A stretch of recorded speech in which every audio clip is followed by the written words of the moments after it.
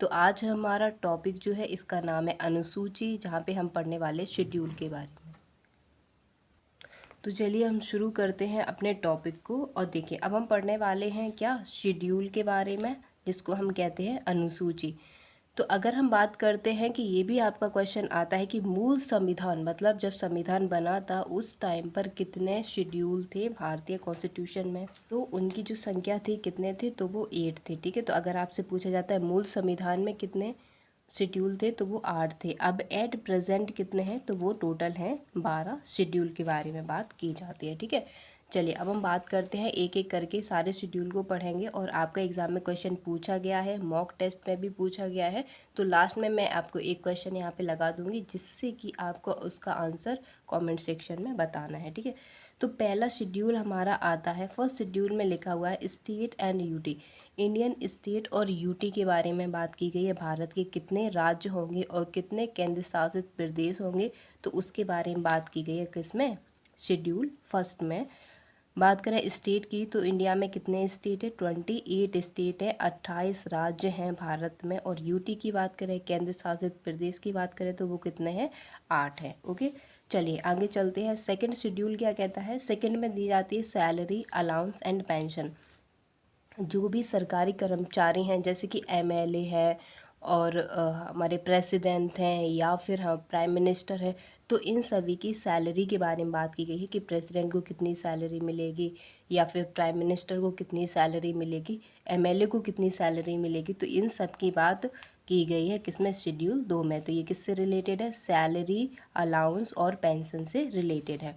अगला आता है शेड्यूल थर्ड, इसमें बात की गई है ओथ के बारे में। ओथ मतलब शपथ के बारे में बात की गई शेड्यूल थर्ड में, कि राष्ट्रपति को कौन शपथ दिलाएगा, ठीक है, और प्रेसिडेंट को कौन शपथ दिलाएगा। तो इस तरीके से शेड्यूल थर्ड में क्या दिया गया है, शपथ के बारे में बात की गई है।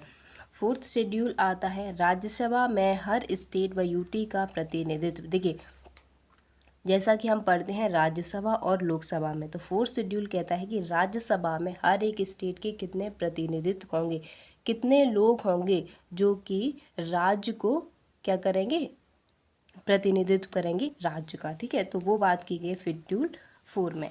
अगला आता है हमारे पास शेड्यूल 5। तो शेड्यूल 5 कहता है कि शेड्यूल्ड एरिया अनुसूचित क्षेत्र और शेड्यूल्ड ट्राइब्स अनुसूचित जातियों के प्रशासन और नियंत्रण के बारे में उपबंध। जो भी हमारे शेड्यूल्ड एरिया हैं, अनुसूचित क्षेत्र हैं या फिर अनुसूचित जाति हैं, उनके लिए एक स्पेशल तरीके का क्या बनाना, प्रशासन बनाना और उनको नियंत्रित करना।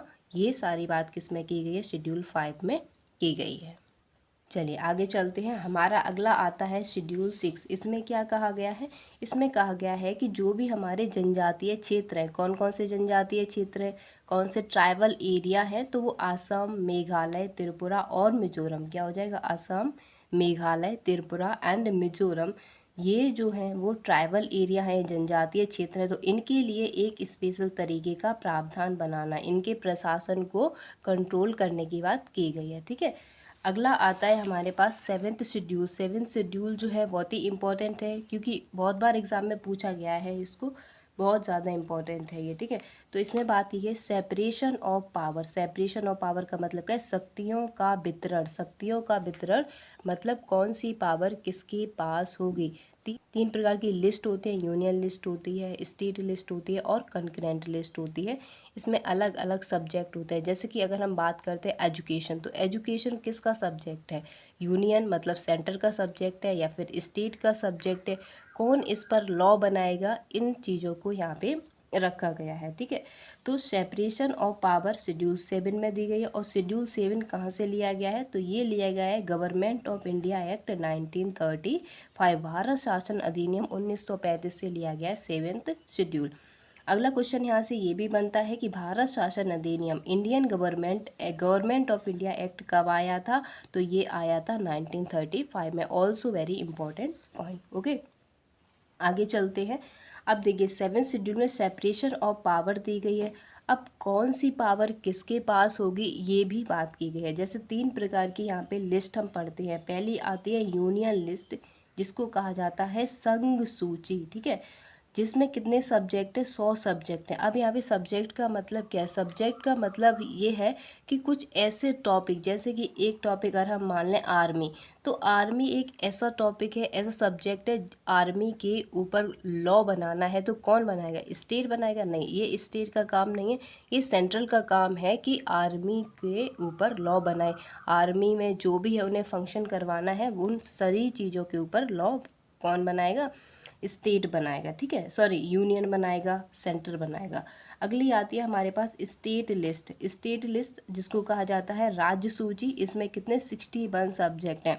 जैसे कि अगर हम बात करें पुलिस की, तो पुलिस जो है वो कहाँ पे मिलती है, हमें राज्य में देखने को मिलती है। जब पुलिस राज्य में है तो पुलिस के ऊपर कौन लॉ बनाएगा, कौन कानून बनाएगा, तो वो बनाएगा स्टेट जो है वो उसके ऊपर कानून बनाएगा। तो ये इस तरीके के जो टॉपिक होते हैं वो आ जाते हैं हमारे स्टेट लिस्ट में। अगली आती है कॉन्करेंट लिस्ट। तो कॉन्करेंट लिस्ट कैसी लिस्ट होती है, जिसमें स्टेट और सेंटर दोनों मिलकर लॉ बनाते हैं। क्या कहेंगे, इस केस में जो स्टेट होता है और जो सेंट्रल होता है वो दोनों मिलकर लॉ बनाते हैं। अब देखिए कॉन्करेंट लिस्ट की अगर हम बात करें तो यहाँ पे देखिए, जैसे कि हो गया अपना दहेज का जैसे मामला अगर हम मान लेते हैं, दहेज का मामला मान लेते हैं, तो ये किसका टॉपिक है, तो ये कॉन्करेंट लिस्ट का है। स्टेट लिस्ट का, सॉरी, यूनियन लिस्ट में भी आता है और ये स्टेट लिस्ट में भी आता है। तो इसमें कौन कौन से टॉपिक आते हैं यूनियन के, कौन से स्टेट के, कौन से कॉन्करेंट के हैं, तो ये आने वाली वीडियो में मैं आपको बताऊंगी। यहाँ पे आपको सिर्फ इतना ध्यान रखना है कि 7th शेड्यूल में सेपरेशन ऑफ पावर दिया गया है। कहाँ से लिया गया है, भारत शासन अधिनियम 1935 से दिया गया है। इसमें 3 सूचियाँ होती हैं, यूनियन लिस्ट, स्टेट लिस्ट और कॉन्करेंट लिस्ट। यूनियन लिस्ट में 100 सब्जेक्ट दिए गए हैं, स्टेट लिस्ट में 61 सब्जेक्ट मतलब 61 सब्जेक्ट हैं, और कॉन्करेंट लिस्ट में 52 सब्जेक्ट दिए गए हैं। चलिए अगला चलते हैं। तो हमने 7th पढ़ा, अब हम पढ़ेंगे 8वां शेड्यूल क्या कहता है। 8वां शेड्यूल कहता है भाषाओं का उल्लेख। वेरी वेरी इंपॉर्टेंट, आप इस पे लगा लीजिएगा, बहुत बार पूछा गया है। 7वां और 8वां भी बहुत बार पूछा गया है, बहुत ज़्यादा इंपॉर्टेंट है। तो ये किससे रिलेटेड है, ये भाषाओं से रिलेटेड है। किससे, भाषाओं से, लैंग्वेज से रिलेटेड है कि भारत में कौन कौन सी भाषाएं हैं, कितनी भाषाएं हैं, कौन सी भाषा को कब जोड़ा गया, तो ये सारी बात जो है वो 8वें शेड्यूल में की गई है। यहीं पे अगर हम बात करें मूल संविधान, जब संविधान बनाया गया था तो उसमें कितनी भाषाएं थी, तो उसमें 14 भाषाएं थी, मतलब कि 14 भाषाओं की बात की गई थी। और एट प्रेजेंट वर्तमान में कितनी है, तो वर्तमान में 22 भाषाएं हैं, 22 लैंग्वेज भारतीय संविधान में दी गई हैं। तो 14 जो थी वो तो कब बनी थी, जब मूल संविधान बना था, जब संविधान के टाइम पे 14 भाषाएं ली गई थी। उसके बाद 22 कैसे हुई, तो यहाँ पे क्या हुआ होगा कि कॉन्स्टिट्यूशन में अमेंडमेंट हुए होंगे और उसके बाद जो बाकी की भाषाएं हैं उनको जोड़ा गया होगा।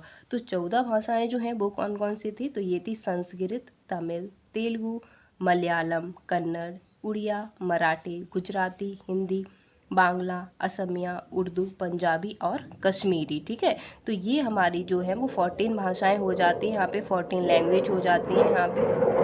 और एक चीज़ आपको यहाँ पे ध्यान रखनी है कि इंग्लिश का इसमें कोई भी बात नहीं की गई है। ठीक है, तो अगर एग्ज़ाम में आता है कि इसमें से कौन सी भाषा जो है वो भारतीय संविधान में नहीं है, तो बेसिकली इंग्लिश नहीं है। अगर इंग्लिश ऑप्शन में होगा तो वो आपका करेक्ट आंसर हो जाएगा। ठीक है, चलिए अब हम बात करते हैं कि 14 भाषाएं तो हमने पढ़ ली, अब 15वीं भाषा कौन सी होगी, तो 15th लैंग्वेज जो है ये है सिंधी। वेरी इंपॉर्टेंट है, पूछा जाता है आपसे। तो 15वीं भाषा कौन सी है, तो वो है सिंधी। इसको कब ऐड किया गया, तो 21st कॉन्स्टिट्यूशन अमेंडमेंट 1967 में। ठीक है, 21वें संविधान संशोधन 1967 में इसको ऐड किया गया।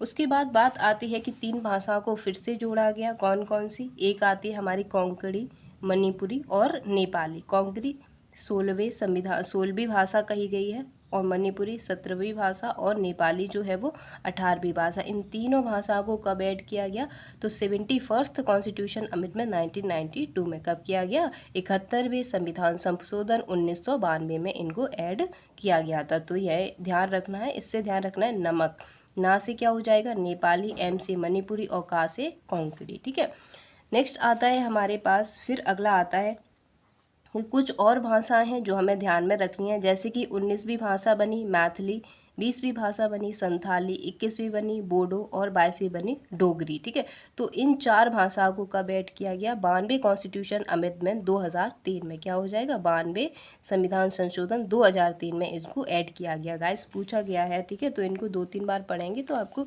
रिवीजन करने से सारी चीज़ें याद हो जाएंगी। अगला आता है हमारे पास 9th शेड्यूल आता है। 9वां शेड्यूल क्या रहता है? Related to the land reform, भूमि सुधार से संबंधित। किससे रिलेटेड है? ये भूमि सुधार से संबंधित है। ठीक है, तो ये कब जोड़ा गया था? तो पहला कॉन्स्टिट्यूशन अमेंडमेंट 1951 में इसको ऐड किया गया था। 9th शेड्यूल कब जोड़ा गया था? तो पहला कॉन्स्टिट्यूशन अमेंडमेंट 1951 में जोड़ा गया था। और आपसे ये भी पूछा जाता है कि भारत के संविधान में या फिर इंडियन कॉन्स्टिट्यूशन में पहला बार क्या हो जाएगा? पहली बार कब संशोधन हुआ था? तो ये हुआ था 1951 में। किससे रिलेटेड था? 9वें शेड्यूल से रिलेटेड था। और 9वां शेड्यूल किससे रिलेटेड है? ये लैंड रिफॉर्म से रिलेटेड है, भूमि सुधार से रिलेटेड है। 8 तो हमने पढ़ लिए हैं। उसके बाद हैं टोटल कितने हैं? तो 12 हैं। तो टोटल जब 12 हैं तो उन जो हमारे 4 शेड्यूल हैं उनको किसी न किसी कॉन्स्टिट्यूशन अमेंडमेंट से ऐड किया गया होगा, तो वही हमें चीज़ें ध्यान रखनी है। उसके बाद आता है 10 शेड्यूल आता है। 10वां शेड्यूल क्या कहता है?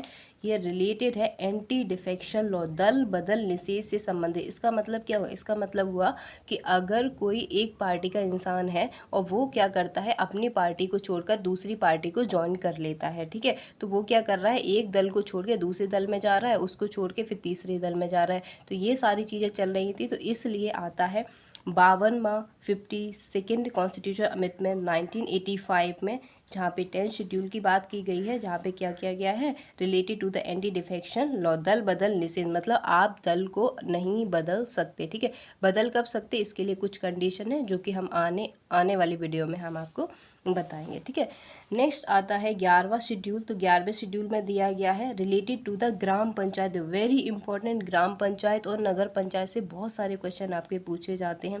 ग्राम पंचायत कौन से पार्ट में है कॉन्स्टिट्यूशन की, कौन से शेड्यूल में है, और इनके आर्टिकल भी पूछ लिए जाते हैं। ठीक है, तो यहाँ पे क्या हो जाएगा? 11वां शेड्यूल किससे रिलेटेड है? ग्राम पंचायत से रिलेटेड है। कब ऐड किया गया था? 73rd कॉन्स्टिट्यूशन अमेंडमेंट 1992 से 1993 में ऐड किया गया था। ठीक है, तो दोनों ही आपको नंबर ध्यान रखने हैं। उसके बाद आता है 12th कॉन्स्टिट्यूशन, 12th शेड्यूल, 12वीं अनुसूची आती है।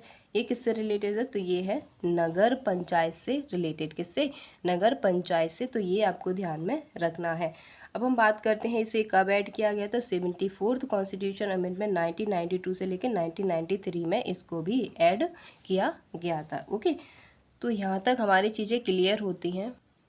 दोस्तों आज हमने यहाँ तक पढ़ा। आई होप आपको सारी चीज़ें क्लियर हो। कोई भी प्रॉब्लम है तो प्लीज़ हमें कमेंट सेक्शन में ज़रूर बताइएगा, और